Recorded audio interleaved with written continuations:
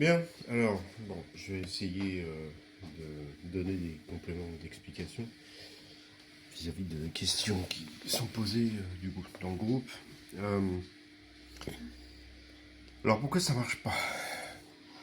Alors, simplement parce que c'est le mode de récupération qui est pas bon. Donc, en fait, ce qui se passe, c'est que, en fait, cette masse-là, lorsqu'elle est mise en rotation, moi, je vais la mettre un peu en rotation. Là, la force centrifuge est trop faible. Et donc, il n'y a pas de force qui soit créée. D'accord. Donc, il ne se passe rien. Dès que je vais atteindre une certaine vitesse, voilà. Dès que j'atteins une certaine vitesse, j'ai une force suffisante qui est créée. Et cette force suffisante, en fait, elle a tendance à tirer donc sur l'objet et à tirer de manière régulière comme ça. En fait, comment expliquer? C'est une espèce de gravité artificielle qui est vectorisée. Donc l'avantage de cette gravité-là, c'est qu'elle n'a pas un seul vecteur qui va du haut en bas, mais qu'elle a une multitude de vecteurs qui sont en fait des rayons, qui ont une infinité de rayons.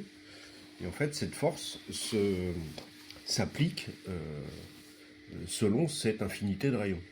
Voilà.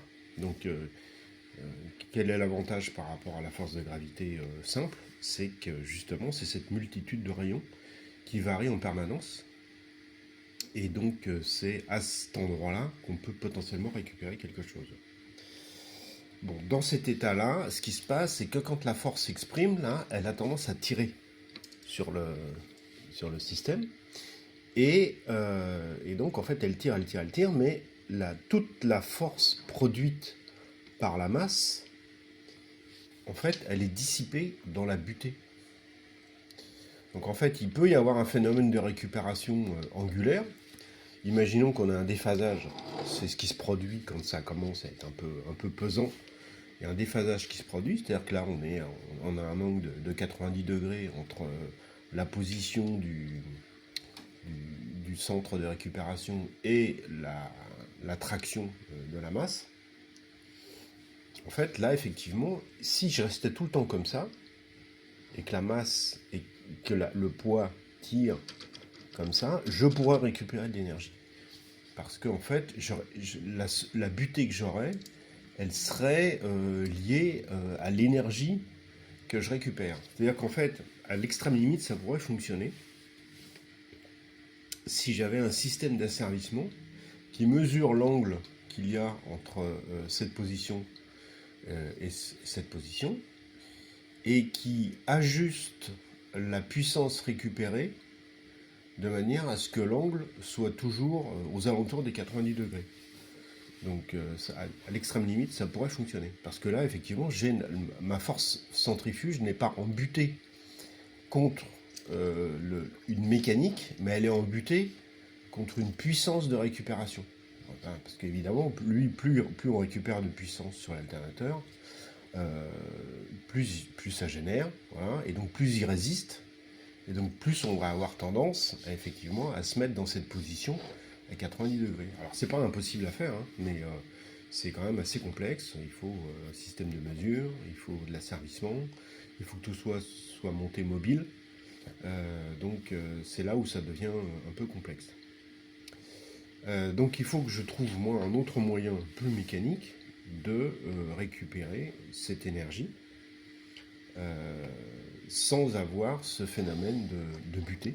Voilà. Donc je pense que ça passera par un système qui ne sera pas circulaire, parce que là, en l'état des choses, dans l'état, je vois pas comment faire. J'ai essayé de déporter là, j'ai essayé de faire plein de choses pour essayer d'amplifier le phénomène de déphasage, mais rien n'y fait.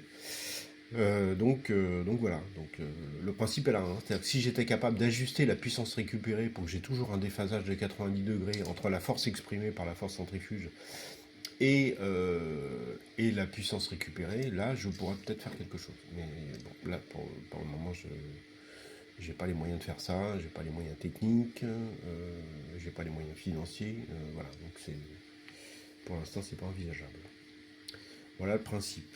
Quand vous expliquez d'autres choses, je vois pas bien comment pouvoir vous expliquer plus que ça. Parce que quand je tire ici, là, ce qui se passe, c'est quand la masse, elle est vraiment en traction, et que même quand je récupère, en fait, ce qui se passe, c'est que j'ai un petit angle qui se crée, qui n'est pas énorme, et en fait, cet angle-là, déjà, grâce à cet angle, je génère plus de puissance excédentaire, entre guillemets, mais largement pas assez pour récupérer plus d'énergie constatable. Là, je suis perdu dans les rendements bruts des objets, et donc là, j'y suis pas, quoi.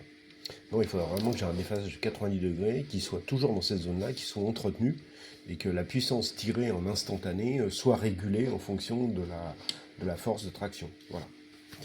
Voilà le principe.